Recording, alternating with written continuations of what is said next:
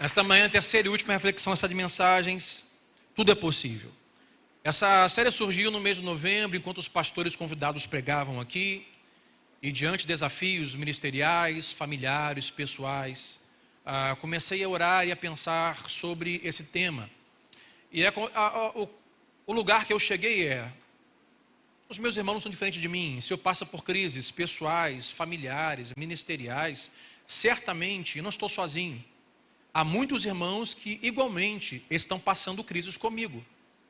Seja de enfermidade, de forma emocional, espiritual, física, financeira. Então eu não estou sozinho. Eu sei que hoje aqui há muitos irmãos que estão passando coisas complicadas e difíceis. E se não estão saindo de uma ou aguardando os poucos metros de entrar em outra, porque a vida é dinâmica, a vida é assim. Então, tudo é possível. No domingo primeiro, nós falamos sobre os caminhos bloqueados. Na semana passada, nós demos o texto do pai em desespero em relação com o seu filho enfermo. E hoje, para nós encerrarmos, o tema que eu vou usar, eu dei o nome de volta ao lar. Diga assim comigo, de volta ao lar. Pastor, isso não é Homem-Aranha? Também, né?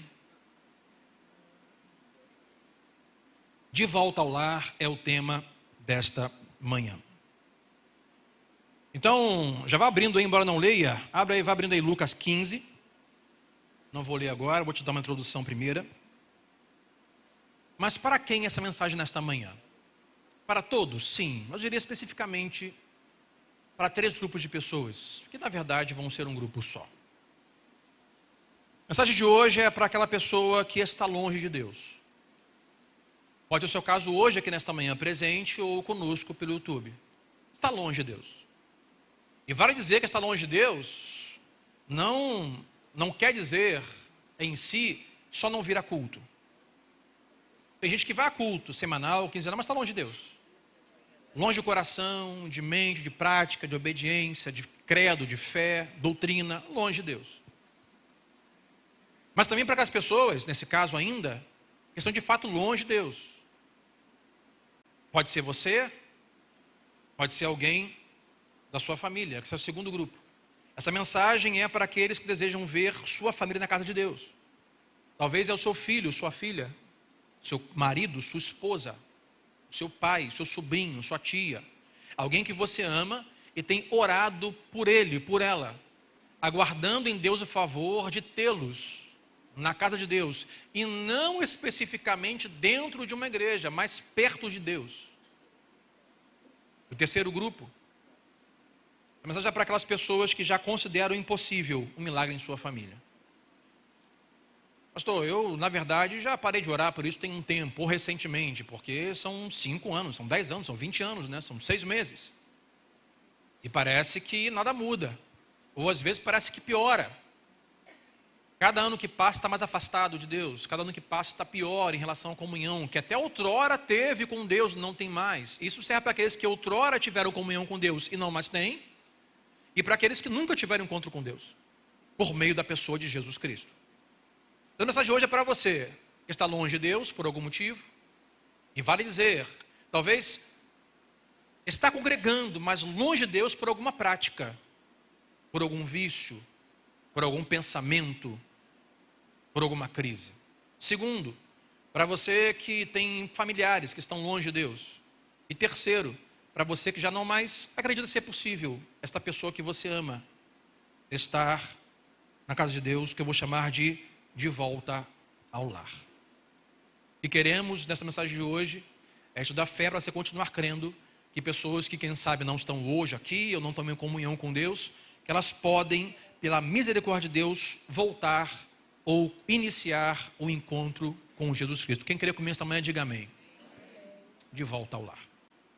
Receber aqueles que não estão mais, e receber aqueles que nunca entraram pela porta das ovelhas. Eu começo algumas perguntas, como por exemplo, se já andou longe de Deus? Não precisa responder, é só você pensar. Talvez você encontre aqui hoje em uma baita comunhão com Deus, devocional, oração, dízimos e ofertas, louvores, negando a si mesmo, lutando com os desejos da carne. Mas você pensa, andou longe de Deus? Talvez você pense assim, pastor, já andei muito longe de Deus, hein?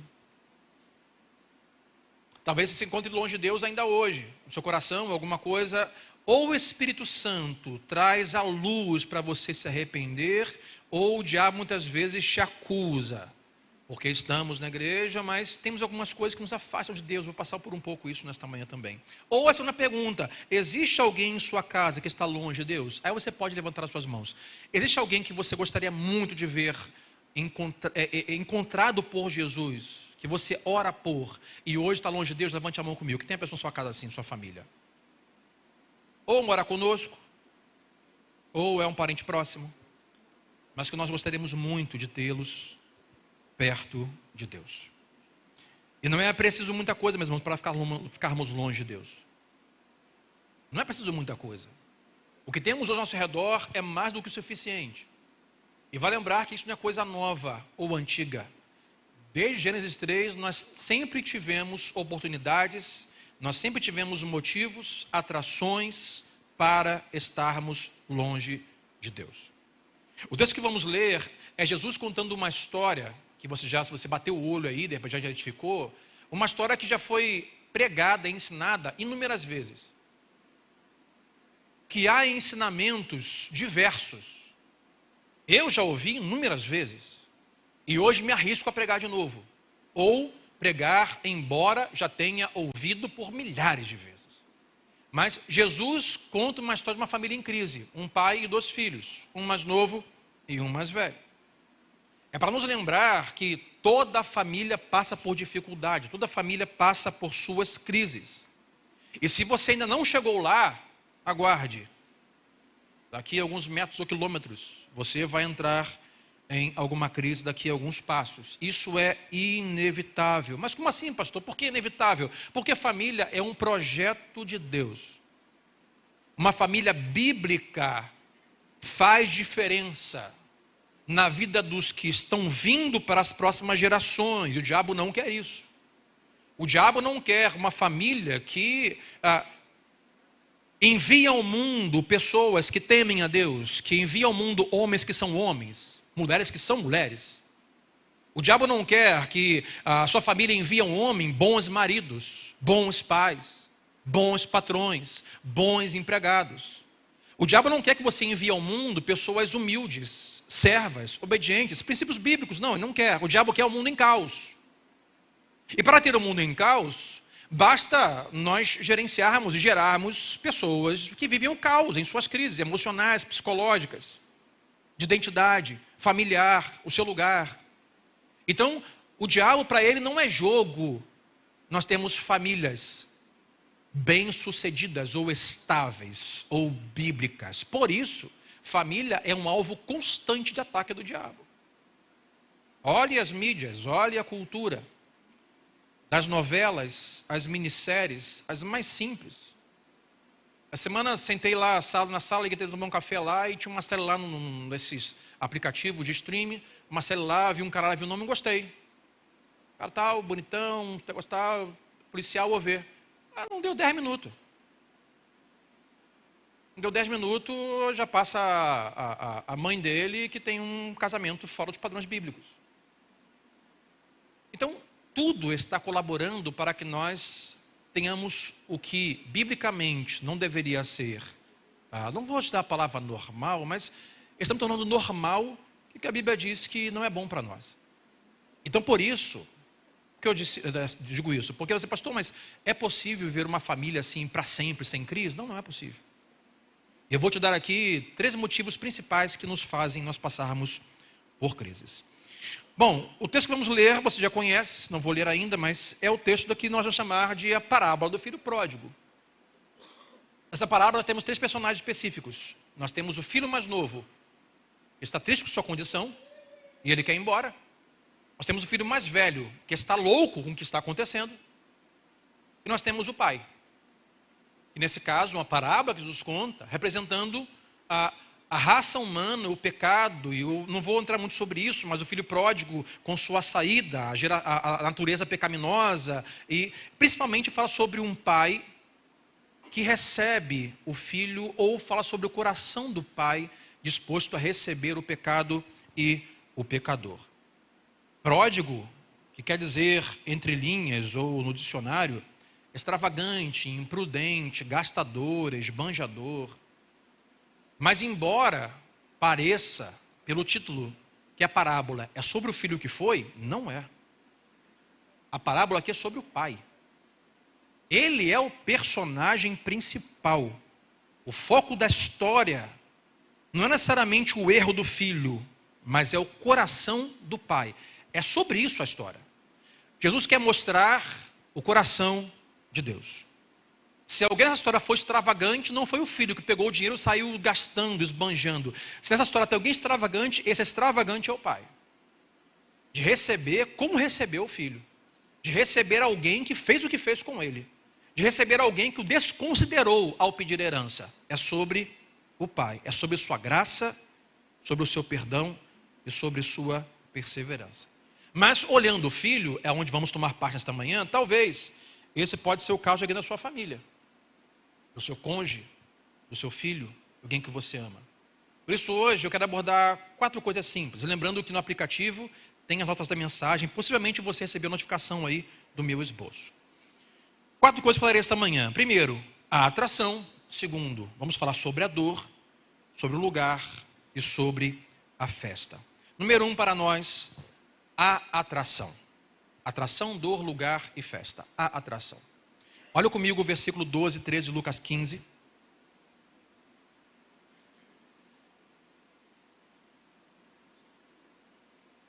Verso 12. O filho mais jovem disse ao pai: quero minha parte da herança. Observe que o texto, a narrativa é bem curta. Papai, me dá o que é o meu. Quero minha parte da herança. O pai dividiu seus bens entre os filhos, e eram 2. Alguns dias depois, o filho mais jovem pediu herança, arrumou suas coisas e se mudou para uma terra distante, onde desperdiçou tudo o que tinha por viver de forma desregrada. Até aqui. Teólogos acreditam que esse menino aqui, esse jovem, ele era adolescente. Quantos aqui tem filhos adolescentes turbulentos? Levante a mão comigo. Ninguém tem filho adolescente aqui? Adolescente? Ó. Jovens. Filhos jovens. Teólogos creem que aqui era adolescente. Talvez 14, 15, mais de 12, claro, 16 anos de idade. Fora de época, fora de tempo.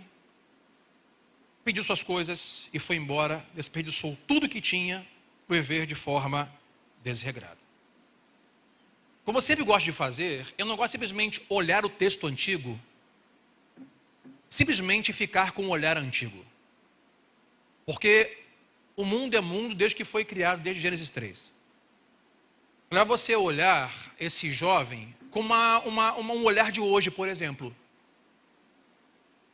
Possivelmente, esse jovem, aos seus 14, 15, 16 anos, talvez tivesse lá no colégio dele amigos que viviam experiências que nunca tinha vivido.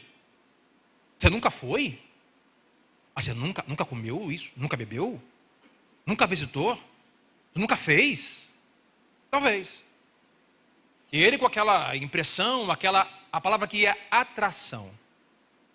Atraído por viver experiências que nunca tinha vivido. Os meus amigos viveram, eu nunca vivi. Meu pai nunca deixou. Meu pai é crente. Nunca deixou fazer eu ir. E atraído por aquilo, talvez, fez tomar a ação que teve com o pai. Talvez também houvesse naquela época alguma influência da mídia e da cultura. Pastor, não tinha Facebook, né? Não tem como, né? Cadê o cara que criou o Facebook? Não estava lá.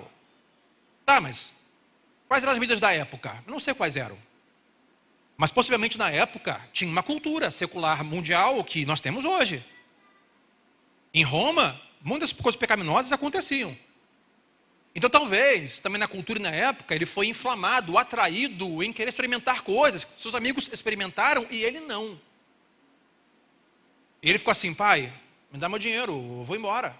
Tanto é o texto vai dizer que ele gastou tudo de forma desregrada. Gastou com coisas que nunca experimentou, com coisas que nunca colocou na boca, que nunca bebeu, que nunca pensou, que nunca viveu. Ele torrou todo o seu dinheiro. Isso para nos lembrar, nos avisar nessa parábola, que sempre houveram coisas que nos afastassem de Deus, sempre. Ah, pastor, naquela época era fácil, né? Difícil é hoje com o Instagram, com a TV do Plim Plim. Difícil é hoje com a cultura que vivemos. Difícil é hoje com a política que temos. Não, nós sempre tivemos coisas que nos afastassem de Deus. Isso sempre existiu desde Gênesis 3.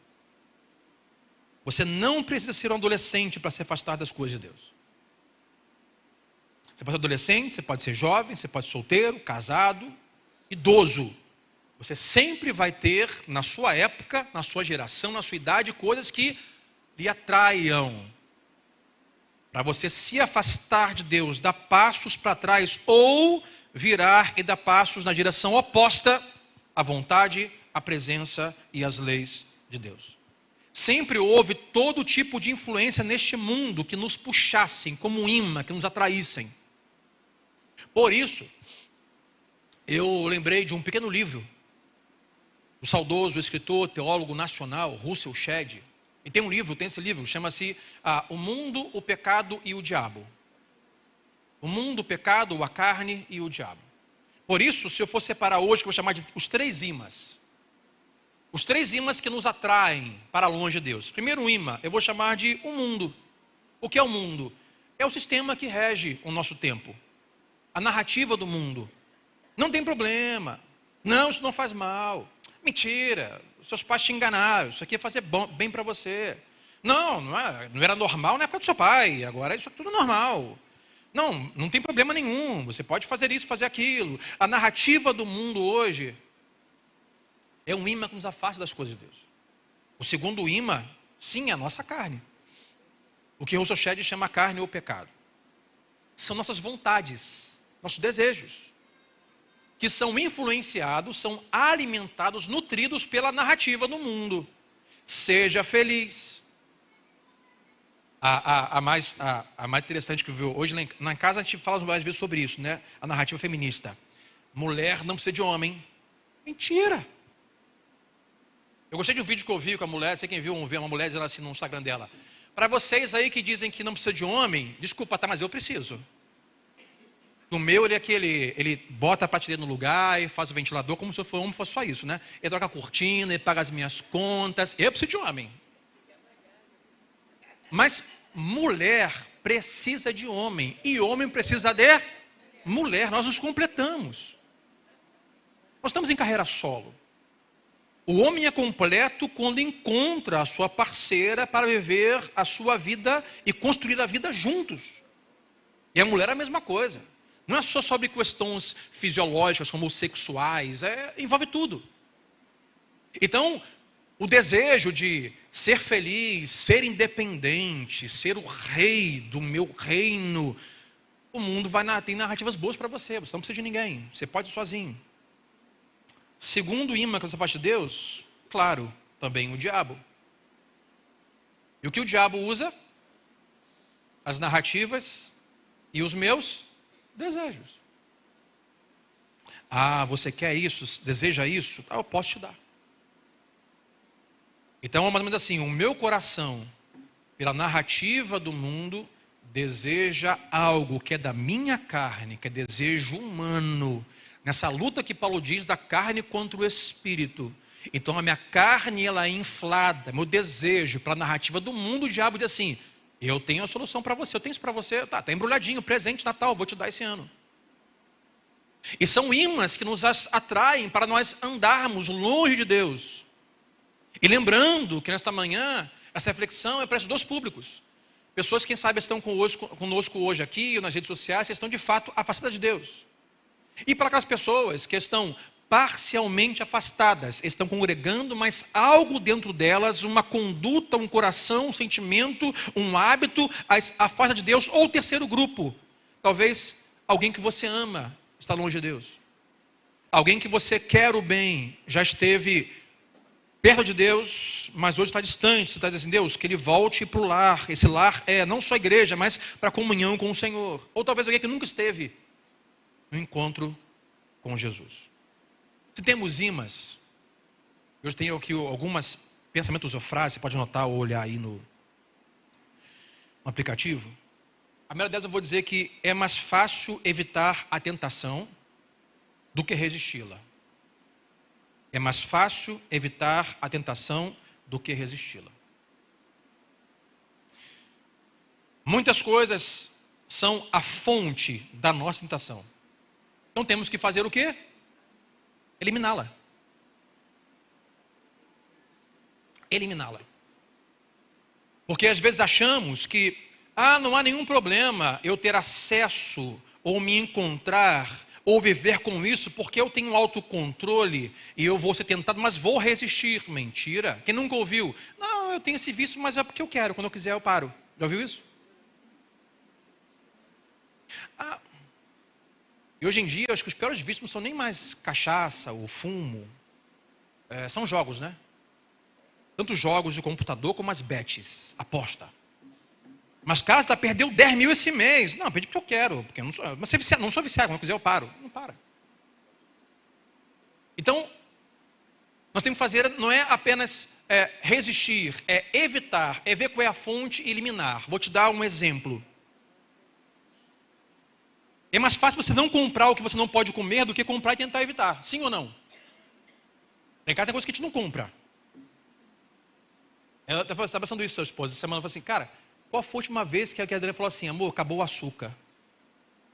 Tem anos. Na casa não tem açúcar, amigo. Se for na sua casa, leva o seu açúcar. É, não é? Não tem açúcar. Tem lá um pouquinho de temerária em pó, para quem quiser lá fazer alguma coisa, mas ou um pouco adoçante, mas geralmente é nada. Café sem nada, açúcar sem nada, não tem açúcar lá em casa. Mas não faz bolo? É tudo bolo fit sem açúcar. Sorvete, sou eu que faço, sem açúcar. Não tem açúcar lá em casa. Por quê? Se eu quero evitar, qual é o sentido de eu botar na despensa 10 quilos de açúcar, gente? Botar um pote com açúcar? É melhor não comprar. Esse ano agora, acho que no final do ano, tu não faz compromisso, né? Propósito. No ano que vem eu vou emagrecer. Ano que vem eu vou cortar caloria, vou carboidrato. Vou dizer para você, não compre o que você não quer ou não pode comer. Um médico falou que eu não posso comer chocolate. Mas eu já deixei lá para o dia que eu puder. Aí eu vou lá e como, meu amigo, tu vai comer amanhã. Não, Leandro. Vai comer quando chegar em casa, depois dessa mensagem, pastor, falou nisso, rapaz. Tem um chocolate lá em casa, mas nem lembrava. Você me lembrou agora, hein? Desde a Páscoa que eu...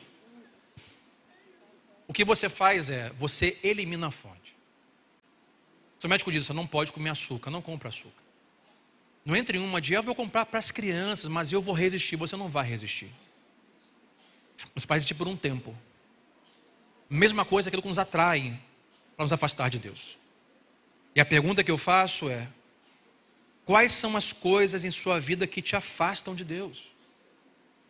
Que te afastam da comunhão, que te afastam da doutrina, da obediência, da palavra. Não só em ler muito a palavra, porque você deve ler, mas deve compensar e completar praticando-a. Se você tem tempo para ler, mas tem coisas que te afastam de praticá-la, termina com a fonte que te impede de praticar a palavra. Pastor, tem um amigo meu que me tira do sério. Desfaz essa amizade, pô. Pastor, tento, mas tem um amigo meu que toda hora me atrai, eu acabo... Desfaz a amizade, deleta do WhatsApp, pô. Fala por telefone, manda uma carta. Tira, corta a fonte. Pastor, o meu videogame, o computador. Vende o computador, cara. Vende o videogame. É um pensamento que eu tenho, uma coisa no meu coração, entrega para Deus e perde outra coisa. Bota a coisa no lugar. É mais fácil você evitar do que tentar resistir. E algumas vezes o que nos rouba de Deus, por exemplo, é egoísmo. Somos egoístas, talvez o que nos rouba de Deus é materialismo. Estamos sempre preocupados em ter, em conquistar, em acumular. Talvez o que faz você de Deus é uma agenda sem controle. Não tem tempo para nada. É uma agenda de sim para tudo e para todos. Você não para, não tem tempo para a família, para Deus, para a igreja. Pastor, você tem tempo de ir para a igreja. Então eu diria, o que te rouba o tempo, tamanho para você conseguir ir à igreja? Isso, então tira isso, cara. Ou tira parcialmente. Tem que tirar. Porque eu aprendi, meus irmãos, que o diabo não usa só coisas ruins para nos tirar, afastar de Deus, não. O diabo usa coisas boas. Coisas boas. O diabo vai usar pornografia? Vai. Mas o diabo nem vai usar o seu trabalho, que é coisa boa para te afastar de Deus. Trabalho tanto, pastor, que não tem mais tempo de ler a Bíblia, nem de orar, de ir para a igreja, nem para o grupo pequeno. É uma coisa boa trabalhar? É. Mas as coisas boas em excesso te afastam de coisas melhores. Coisas boas também podem nos tirar de locais e lugares melhores. A pergunta é, o que tem te afastado de Deus? O que é o seu imã hoje? É algo que o mundo tem te puxado? É algo que o seu coração tem te puxado? Sua natureza pecaminosa, sua carne? Ou algo que o diabo tem te puxado? Elimina a fonte. Ore hoje a Deus. Você identificar que é algo específico, já que você ama. Pastor, isso tem roubado essa pessoa que eu amo e tem feito que ela se afaste de Deus. Ore por isso. Entregue a Deus e ajude-a a ver o mal que há nisso. Voltando ao texto. Vai dizer o texto que o filho pediu ao pai: pai, dá minha herança, dá minha parte do dinheiro, quero minha parte. Eu vou embora, porque meus amigos disseram, porque eu ouvi essas histórias e eu quero viver a minha vida. E você percebe que aqui o filho pede herança ao pai e o pai ainda está vivo. Herança pressupõe que herança é algo entregue e repartido depois que o pai morre. Quando eu morrer, ficará a herança. O que eu tenho, o que eu acumulei, o que eu comprei, dívidas e créditos, para os meus filhos e para minha esposa. Depois que eu morrer, quando estou vivo, não tem herança. O filho pede ao pai uma herança com o pai vivo. O que isso quer dizer é que o filho, nesse caso, não está mais considerando nem a vida e nem a presença do pai. Como diz, pai, a sua vida, pai, para mim hoje não faz nenhum sentido, não tem mais nenhum tipo de participação na minha vida, influência. Pai, você hoje vivo ou morto para mim é a mesma coisa, me dá meu dinheiro, eu vou embora. Isso é o quê? Cortar relacionamento, é você ir embora e cortar comunicação. Pai, você morto ou vivo, tanto faz, me dá meu dinheiro. Pediu ao pai vivo, uma coisa você pede com o pai morto. Talvez alguém hoje aqui possa estar vivendo esse tipo de momento. Filhos que romperam, cônjuges que romperam, pais que romperam, comunicação, relacionamento, e você hoje está vivo ou morto, para eles tanto faz. Simplesmente romperam tudo. Essa mensagem também é para você nesta manhã. Para que Deus dê-nos a graça de vermos a sua mão que faz coisas impossíveis operando na sua casa e na sua família. Número 1, a atração. Nós temos que identificar, eliminar atrações. Segundo, a dor. Porque essa atração, caso aceitemos, essa atração que nos afasta de Deus, terá a cara de trazer alegria, mas não vai. Vai trazer uma coisa só: dor. Olha comigo o verso 14 ao 16. Quando o seu dinheiro acabou, uma grande fome se espalhou pela terra e ele começou a passar necessidade. Convenceu então um fazendeiro da região a empregá-lo. Ou seja, ele disse assim: cara, deixa eu trabalhar e capinar o quintal, quero ser fazendeiro com você. Esse homem o mandou a seus campos para cuidar dos porcos. 16. E embora quisesse, observe, embora ele quisesse, tivesse vontade, desejo de saciar sua fome com as comidas dos porcos, ninguém lhe dava coisa alguma, até aqui. Ele esbanjou, acabou o dinheiro, houve fome. Procurou um fazendeiro: me dá um emprego, me ajuda aí. O cara, não tenho que trabalhar para você, eu tenho trabalho para você cuidar de porco. Não, eu aceito. Trabalhou, recebe mês que vem, está com fome. Diz que ele começou a desejar comer comida de porco. Desejo comida de porco. Mas os fazendeiros nem mesmo essa comida deram para ele. Ou seja, cara, você nem comida de porco eu vou te dar. Nem aquilo que os porcos comem, eu vou compartilhar com você. Portanto, eu tive 3 pensamentos que eu quero compartilhar com vocês esta manhã. Primeiro deles: a atração do mundo lhe promete que as coisas serão boas, mas no final, o que você recebe é dor. Não se deixe enganar. A narrativa do mundo, os desejos da sua carne e o diabo vão lhe prometer que, se você romper com Deus, se você sair debaixo da mão de Deus, que é muito limitante. A palavra dos coaches hoje é: a palavra de Deus é uma palavra de muita escassez. Não é assim? A mente de escassez. Não pode, não deve. Se você sair debaixo das leis de Deus, terá uma vida livre, abundante, e promete coisas boas, mas no final o que você encontra é dor, fome, crise, caos. Segundo pensamento, o pecado pode levar você mais longe do que você quer ir. Pode te manter lá por mais tempo do que você gostaria de ficar e pode custar mais caro do que você pode pagar. Aí achamos que andar afastado de Deus, ou nos permitir viver alguma prática que nos afasta de Deus, que nós vamos só até aqui, mas o pecado leva você mais longe do que você jamais imaginou chegar. E você pensou que estaria por um tempo ali, mas o pecado segura você por mais tempo que você gostaria de ficar. E no final, vai te cobrar mais do que você pode pagar.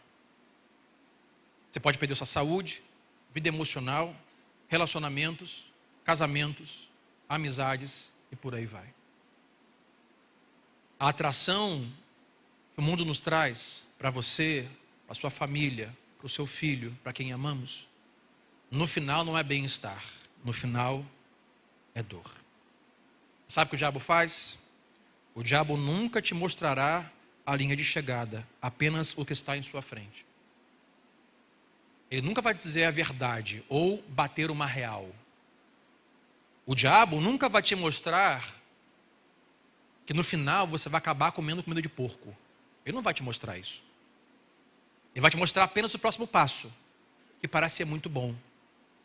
Uma boa noite, um bom tempo de descanso, uma boa participação em algum hábito, em algum vício, alguma coisa que parece libertadora, que você nunca fez aquilo, porque você não podia fazer, mas agora você pode. Ele te dá esse momento de prazer momentâneo, assim, cara, viu como é que é, mas não é verdade.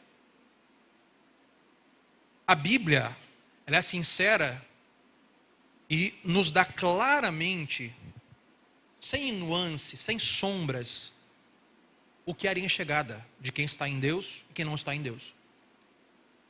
Jesus sempre anunciou com seus convites como terminaria a vida daqueles que seguem o seu evangelho. Sempre disse. Quando estava indo ao Pai, os discípulos assim, sem o que fazer, e João 14, assim, olha, eu estou indo. Para onde eu vou, vocês não podem ir. Mas Senhor, leva-nos, vocês não podem ir. Mas saibam que para onde eu vou, eu prepararei morada. Não turbem, não andem ansiosos, não se entristeçam o coração, porque para onde eu vou não posso ir, mas vos prepararei morada e voltarei para vos buscar. Ele sempre disse como é que terminaria. Para quem está em Deus e para quem não está em Deus. O diabo não. O diabo não vai dizer para você que você vai terminar no inferno, que você vai sofrer, que você vai perder casamento, saúde, vida emocional. Ele nunca vai dizer. Portanto, as atrações que o mundo, a carne e o diabo nos dão para a nossa família, dão para o seu casamento, sempre termina em dor. Não termina em alegria. Talvez, hoje aqui é o caso do seu filho, do seu enteado, do seu pai, mãe, padrasto, madrasta, vovô, vovó. Pastores não conseguem entender. Eles são atraídos, estão presos e só sofrem. Mas é isso que acontece. Dor é o final que nós temos. Observe que o filho pródigo perguntou ao Deus se podia trabalhar. Ele falou assim, cara, eu trabalho aqui com os porcos. Ele disse, eu aceito. Já era estranho, porque os judeus não sabiam nada de porco. O judeu não criava porco. O judeu não comia nem comida que vinha de porco. Não comia carne de porco, negócio de porco, torresmo, tocinho. Acho que é por isso que eu não sou judeu, né? Não comia bacon, não comia torresmo. Não podia comer. Não sabia criar e não criava porcos, não comia nada oriundo de carne de porcos, muito menos comer a comida dos porcos. Olha onde esse homem adolescente, esse jovem chega. Por conta de atrações, ele chega ao caos da crise e da dor. Deus pode usar muitas coisas. Pastor, estou orando. Mas às vezes parece que nada acontece com meu filho, com meu pai, com minha mãe, com meu cônjuge. Ouça-me. Deus pode usar as suas orações. Você crê? Então seja paciente e perseverante. Mas às vezes Deus vai também usar a dor. Deus pode usar suas orações, evitando que alguém que você ama sofra, Mas Deus também pode usar o sofrimento para trazê-lo de volta. Sim ou não? Então o que você faz? Persistência, paciência. Continua orando pelo marido, pela esposa, pelo filho, pelo pai, pela mãe, pelo sobrinho, pelo neto. Continua orando. E não ache que Deus não está usando suas orações. Está. Mas Deus pode também usar a dor que ele está ou vai sofrer. Porque é assim que vemos na história. E alguém já disse que nós aprendemos de duas maneiras. Número 1, por meio de conselhos. Número 2, por meio de adversidades e dores. Está comprovado que o ensino mais eficaz não são nem os conselhos. Adivinha o que é? A dor, a adversidade, a crise, o caos. Aprendemos muito mais lá do que em conselhos. Porque em conselho, muitas vezes, há quem escute conselhos, mas muitas vezes, filhos principalmente, acham que o conselho do pai é uma coisa que não... Tem filho que acha que tem filho que tem 12 anos, acha que tem 60, né? Mais velho que o pai e a mãe, viveu tudo. Mas pai, não sabe de nada, pai, eu que sei. Meu filho, se lembra para você, pai, você não sabe de nada, o mundo mudou, eu que sei. Eu falei, você tem 90, né? Eu tenho 50, você é mais velho do que eu, sabe muito.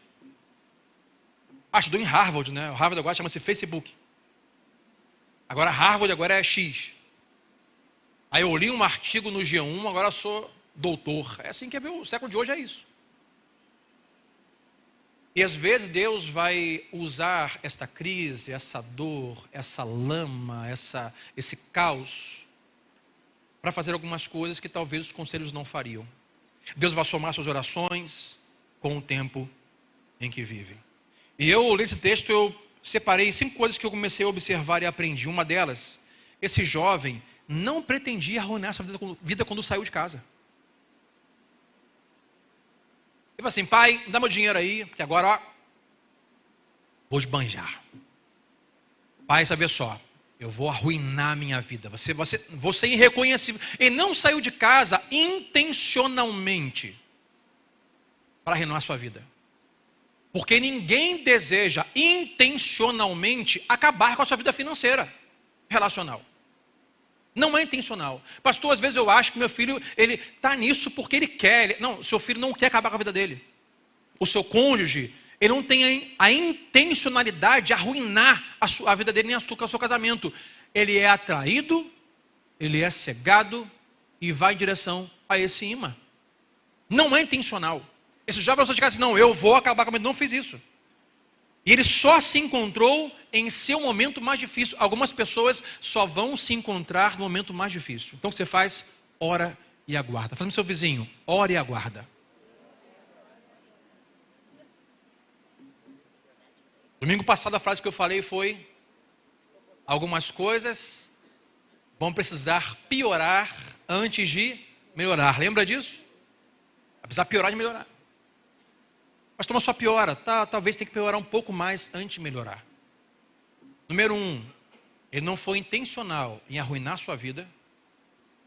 Segundo, ele só foi encontrado no momento mais difícil. E terceiro, esse jovem precisou perder tudo o que tinha para apreciar o que já teve. Tem pessoas que só reconhecem e apreciam o que tinham, o que tiveram depois que perdem. Então calma. Diga assim comigo, calma. Calma. Ora e calma. É fato que nós, que amamos pessoas, não queremos que as pessoas cheguem a tal ponto. Para nós, humanos, quão bom seria se ninguém se perdesse. Quão bom seria se ninguém que nós amamos tivesse nenhum tipo de sofrimento. E às vezes ficamos rejeitando aquela caminhada rumo ao afastamento de Deus, ao caos. Mas Deus pode usar esse momento, essa dor, um tempo mais difícil, para que essa pessoa de fato se encontre ou seja encontrada. Em quarto, a atração do mundo, Deus nos diz que sempre vai nos causar dor. E em quinto, o que eu aprendi aqui, é que Deus não nos deixará em nossos piores momentos.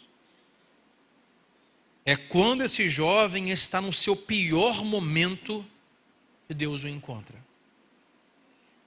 Não há nenhum momento pior que seja que o seu filho, que o seu pai, que o seu cônjuge hoje viva, que Deus não possa encontrá-lo.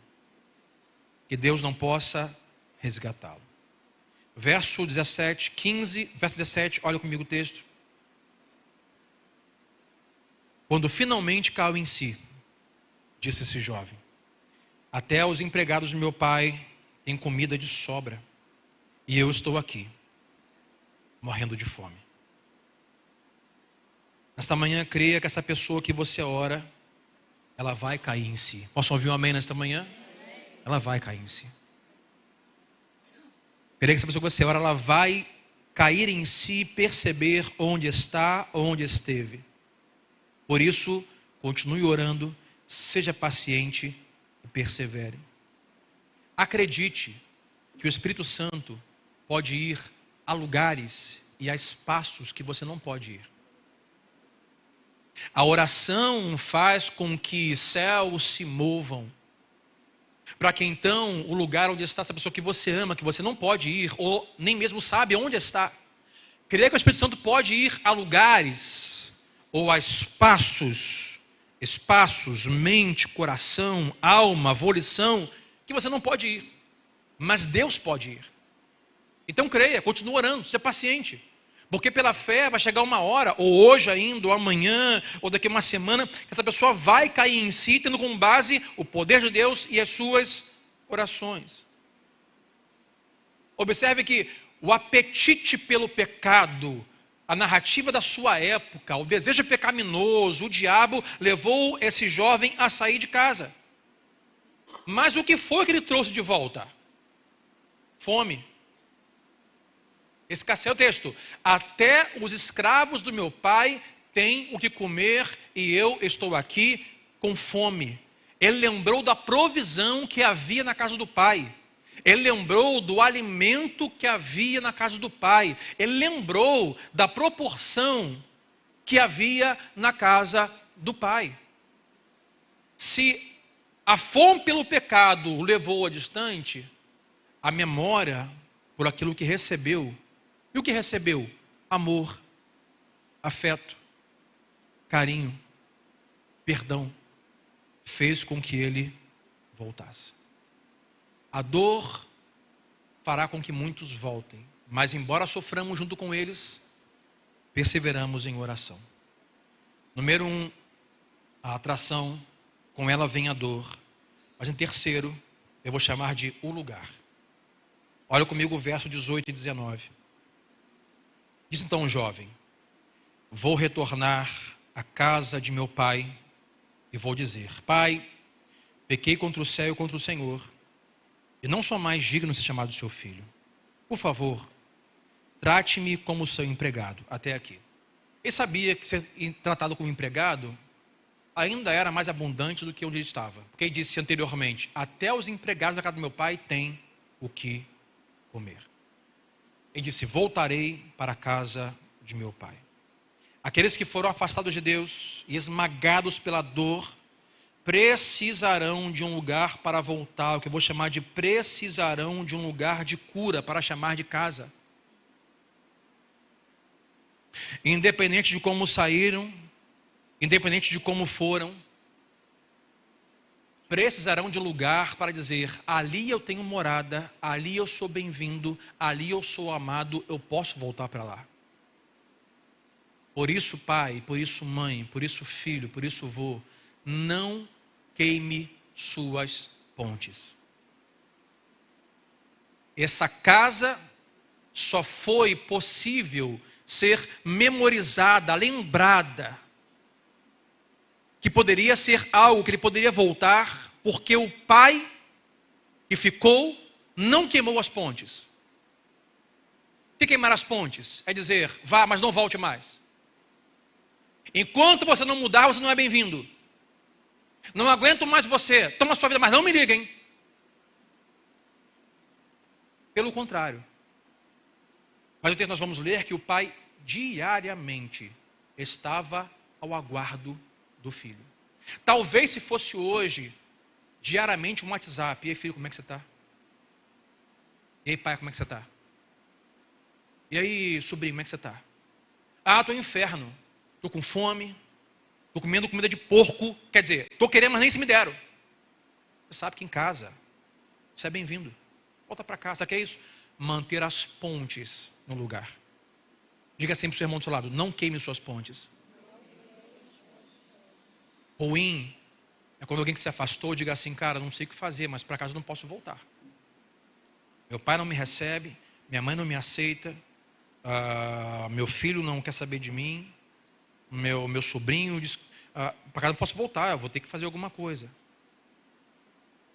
Acreditamos que não só as casas, mas também a igreja de Cristo é uma casa espiritual. Por isso nós cremos que, assim como outras também, a Nova Vida SC é um lugar de cura e receber pessoas que estão afastadas, desoladas. Esse é um dos motivos, ou mais principal, o qual mantemos o lugar aberto e pagamos contas e fazemos ministério e dizimamos e ofertamos, para que esse lugar esteja aberto para pessoas que estão afastadas, longe, desgarradas, subnutridas emocionalmente, fisicamente, espiritualmente. Posso dizer: ali tem uma igreja, eu posso entrar ali e eu sei que eu vou ser bem recebido. Quem pode dizer amém? Crê comigo nessa manhã? As igrejas são também um lugar de cura, um lugar de recebimento. Mas você pai, você mãe, você familiar, não queime as suas pontes. Agora, como que esse jovem voltou para casa? Ele voltou completamente imundo e não restaurado. Ele cheirava mal. Ele veio fragilizado, ele veio depredado, imundo, fedido. Suas roupas estavam sujas, sua cara suja, sua vida suja. Essa é a boa notícia do Evangelho. Você não tem que se limpar antes de se encontrar com Deus. Você não tem que encontrar perfeição antes de vir à igreja. Deus recebe você, seu filho, seu parente, pessoas, como elas estão. Deus, como esse pai, recebe os seus filhos que voltam, se apresentam, ainda com seus pecados. Tem pessoas que acham que não posso voltar para os meus pais, não posso voltar à comunhão com Cristo para a igreja, porque minha vida é errada. É com a vida errada que você volta. É endividado que você volta. É do jeito que você tiver que você volta. Volta para casa, volta para a família, volta para a comunhão de Cristo. Porque duas coisas acontecem, meus irmãos, vou chamar de graça e verdade, ou graça e palavra. A graça é o seguinte: graça te encontra onde você está. Se hoje, esta manhã aqui, tem alguém que tem algo na vida que o afasta de Deus, pastor, eu sou crente, mas tem algo que me afasta de Deus. É um vício, uma prática, um pensamento. Aonde você está, a graça de Deus te encontra. Viciado em pornografia, viciado em jogo, viciado em sexo, viciado em dinheiro, Deus te encontra onde você está. Isso é graça. A segunda coisa é a verdade, a palavra. A graça te encontra onde você está e a verdade liberta você de onde você está. Então creia que a graça encontra seu filho, sua mãe, seu pai, seu coração, e a palavra de Deus liberta você de lá. O que era escravizador, o que era impossível, torna-se possível pela graça e pela verdade do nosso Senhor Jesus. Então não se esconda, não passe uma maquiagem. Como é que chama o nome que o pessoal faz antes de dormir?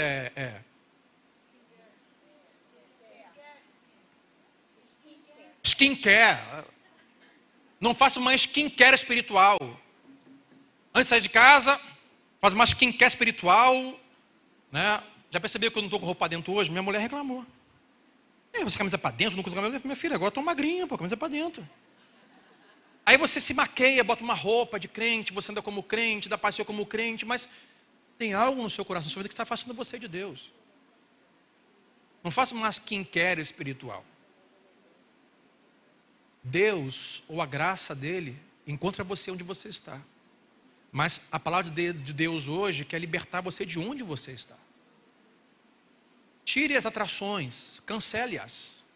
Não tente resisti-las, porque isso vai causar dor a você, a sua casa, a sua família, ao corpo de Cristo. Olha comigo o verso 20. No verso 19, ele ensaiou um discurso, vou chegar no meu pai, vou dizer que fiz isso, isso. No verso 20 vai dizer: então ele voltou para a casa de seu pai. Quando ainda estava longe, o seu pai viu, chegou cheio de compaixão correu para o filho, o abraçou e o beijou. A atração, a dor, o lugar e quarto e último, a festa. Porque quando um pecador se arrepende, quando uma família se restaura, sempre há uma festa. O pai o aguardava. Agora observe que, se você for estudar um pouco, não é comum um pai judeu receber um filho de volta na condição que está. Porque isso traz para esse pai um pouco de indignidade judaica. Ter um filho como aquele. Como assim como aquele? Que dava com porcos. Que comia comida de porcos. Para um pai, isso é indigno.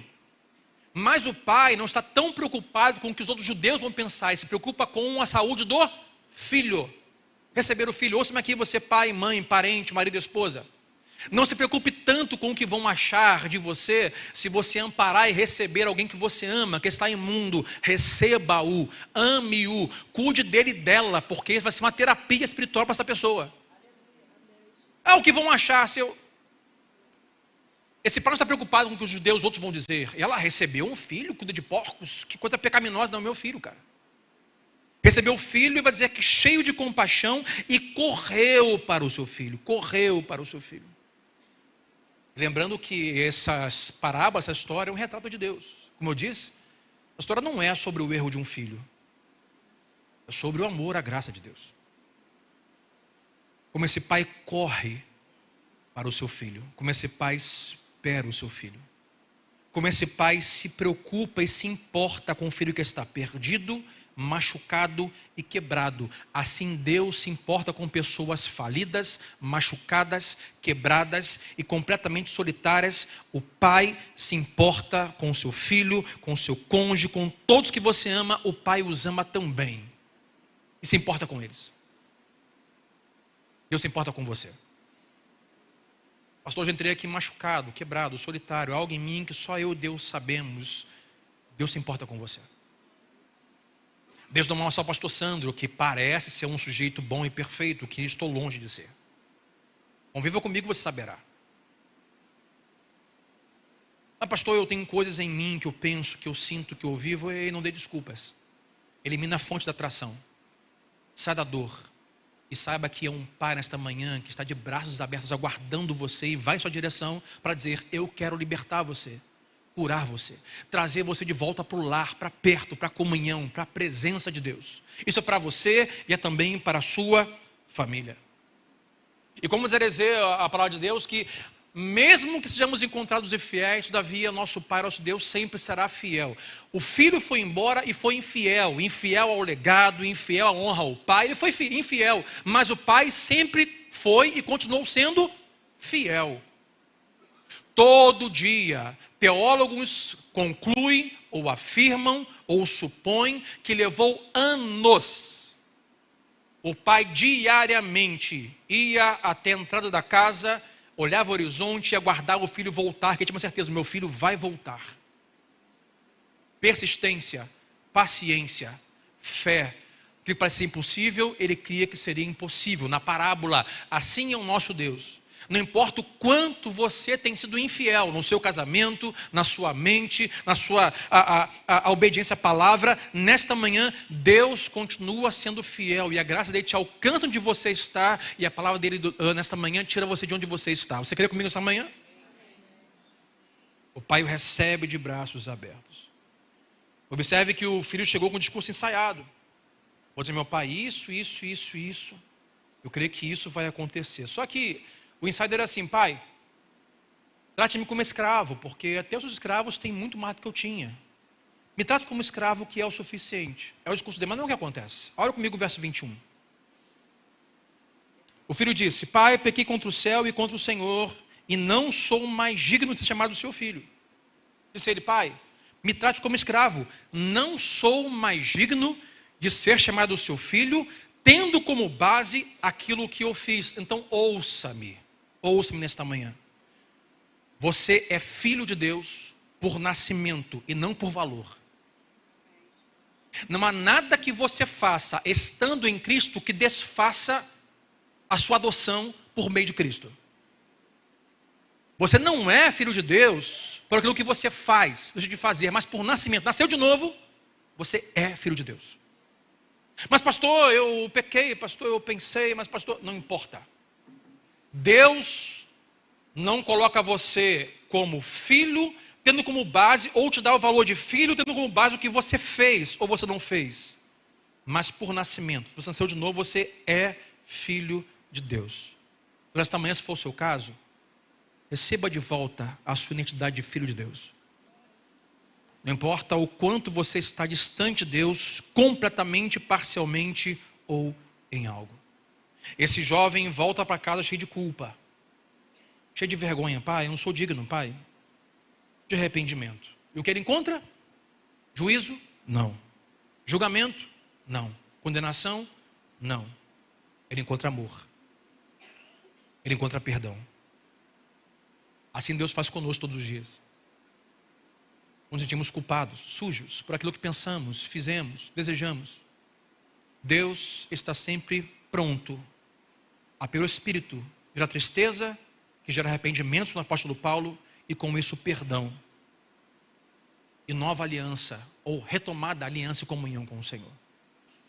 Não se deixe ser iludido pelo diabo, dizendo que por você fazer isso, você não é mais digno de ser chamado filho de Deus. Não, se você nasceu de novo, você é digno de ser chamado filho de Deus. Porque não é pelo que eu faço, é pelo sangue de Jesus derramado naquela cruz.